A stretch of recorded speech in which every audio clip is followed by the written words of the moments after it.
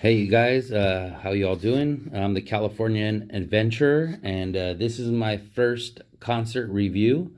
And what a concert to review! I picked the right one. This one is the Metallica S&M 2 show, night one. So first of all, let me open by saying how honored I was just to be there. I know how many people were dying to go to this show. I know how many people traveled from very far to be at this show, and I know how many people got screwed over by the bots when the tickets went on sale. I wanted to send a big FU to Ticketmaster for that because I was one of them. I waited online for in their virtual waiting room for like a half hour, and then they randomly assign you a spot in line when the tickets go on sale, and there were like 20,000 people in front of me or something like that, so I had to wait in their virtual line for like another 35 minutes just to get a shot at tickets. And two tickets went on sale, or two tickets came up because I go by myself. I go to all these events by myself usually. And so I had a choice between two different sections. And when I just looked at one section and the other and chose one and clicked on it, it must have been literally 15 or 20 seconds, and both tickets were gone. So I ended up going to the aftermarket. I bought my ticket on StubHub.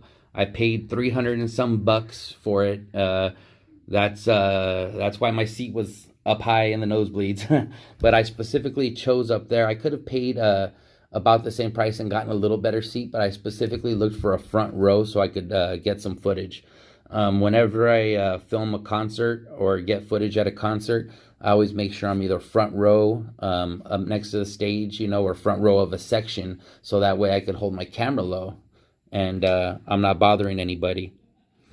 And so that's whenever you see me getting concert footage, that's what I always do. Keep others in mind when you're doing something like that, because no one wants a phone held up in front of their face when they're paid good money to see a show. All right, so let me get into what I liked about the show. Let me begin by praising the San Francisco Symphony Orchestra. I mean, they were spot on. These are world-class musicians. This is probably just another day in the park to them because they do this for a living, just like Metallica, just a different genre of music. So all the praise in the world goes out to the symphony and orchestra. They did amazing. All right, and then let me talk about the set list for a second. A lot of people were saying the set list was a lot of the same songs, and there was, but I do also feel Metallica, they have enough material now that they maybe could have dug deeper and pulled some other stuff out. I mean, God, they got so much material that they could have gone back to.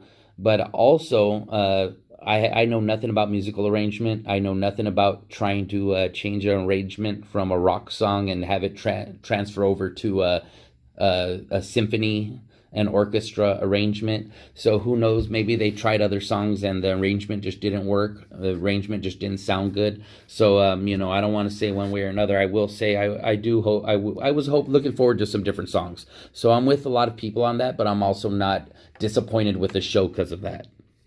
My favorite songs were definitely Master of Puppets. I mean, with the symphony and orchestra, Master of Puppets just hit hard and vicious. I don't know. It was a great combo. The symphony fit right in. You wouldn't think so because it's such a heavy, fast song, but they fit right in. The other song that I really loved, of course, Nothing Else Matters. I mean, it was made for stringed instruments to be in there, the symphony arrangement and whatnot. It was just toned down on the album, so when they bring it live, it just fits right in. Another awesome moment was when James sang solo with the symphony and orchestra for Unforgiven 3. And that was a really nice change of pace, a very powerful song, and also a powerful moment in the show.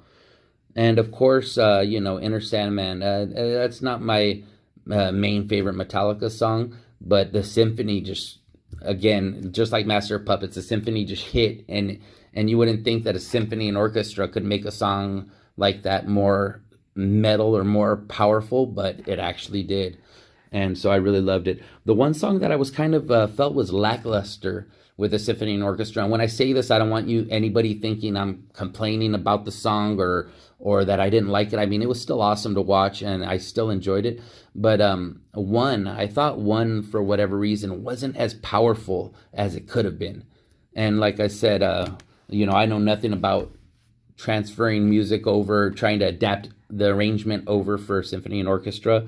But I was expecting more when one came on, and I just thought that it just wasn't as powerful as some of the others. All right, let me get into the actual stage and lighting.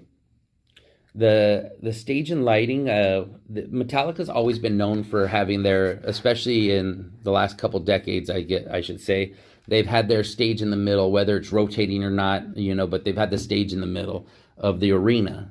And I think it's an awesome arrangement. And Metallica, in my mind, is one of the bands that brings really good visuals and aesthetics to the show. They always got something new going on. They always got something interesting happening on stage. And I know a couple years ago they had like the cubes hanging with the drones flying around, and things to that effect.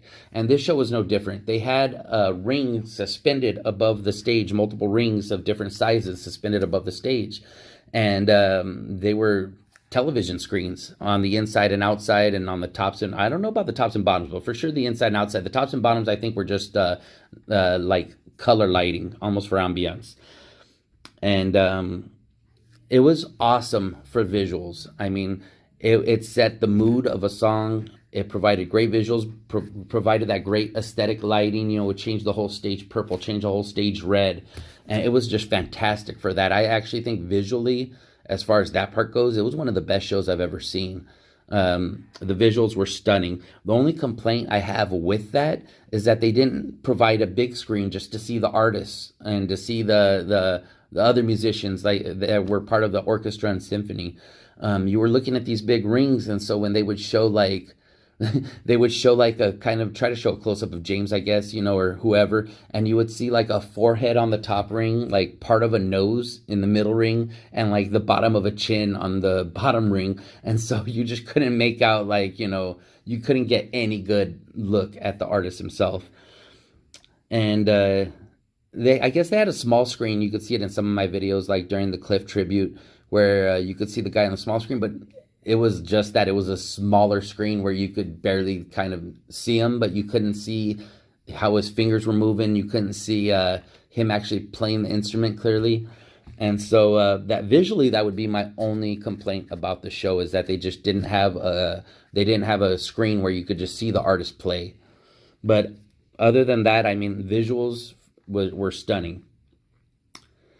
And the crowd interaction at the show was another thing. I thought the crowd interaction was pretty good. I mean, the crowd was a really good crowd. I didn't see anybody being drunk, belligerent. There were no assholes in the crowd, to say, for lack of a better term. There were no assholes around. And everybody was into the songs. There was lots of crowd moments where people were participating and singing along. So I really thought that was cool. All right, let me get to my moment of the night. My moment of the night is definitely the Cliff tribute. This guy, at first we saw this guy come out, and he had his electric bass, and we were like, that's a strange looking bass. And then I was like, wait, he's got a pedal board.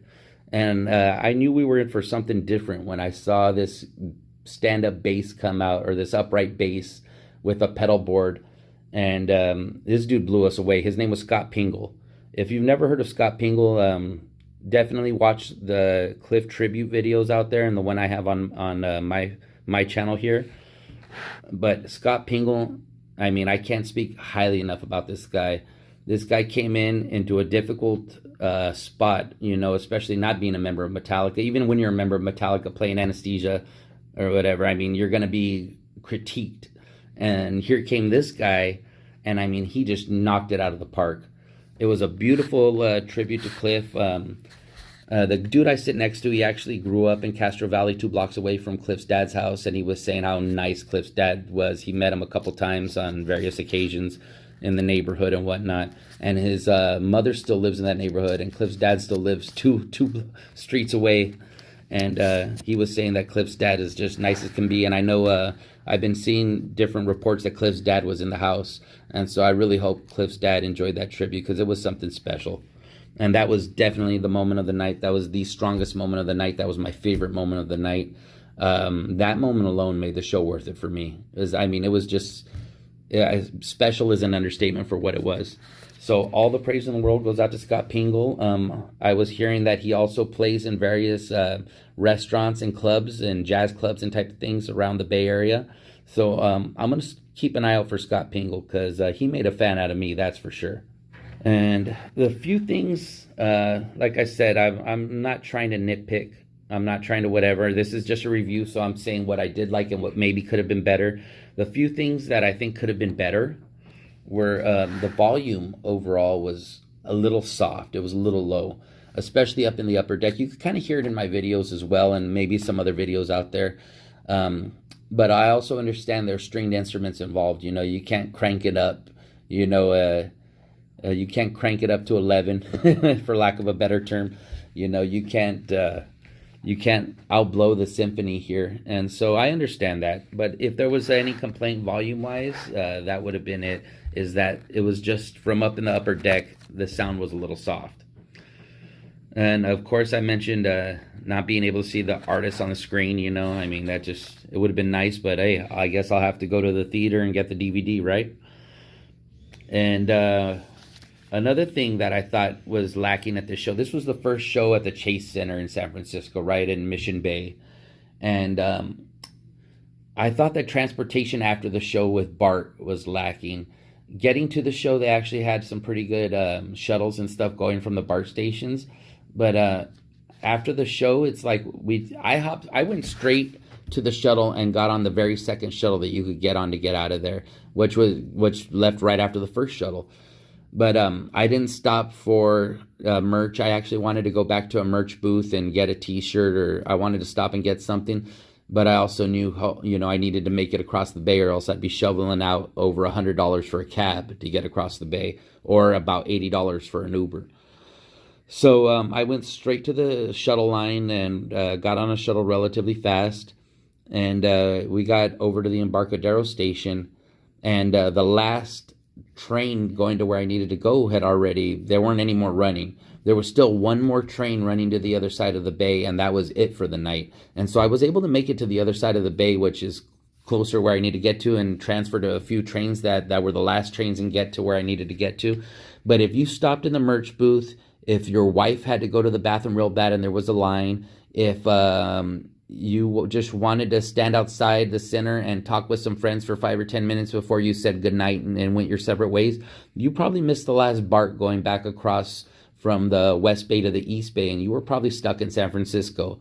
And that's really crappy to have happen. I've had it happen to me a couple times, and I really think that could have been managed better. That could have been planned better. From what I was hearing and from my understanding, when they have like Giants games, let's say in San Francisco, the baseball games, they have the BART run until like 1 in the morning, or at least runs later. And they should have done something like that, because I know there was a lot of pissed off Metallica fans that couldn't get home, at least not through BART, and had to probably shell out a fair amount of money to get home.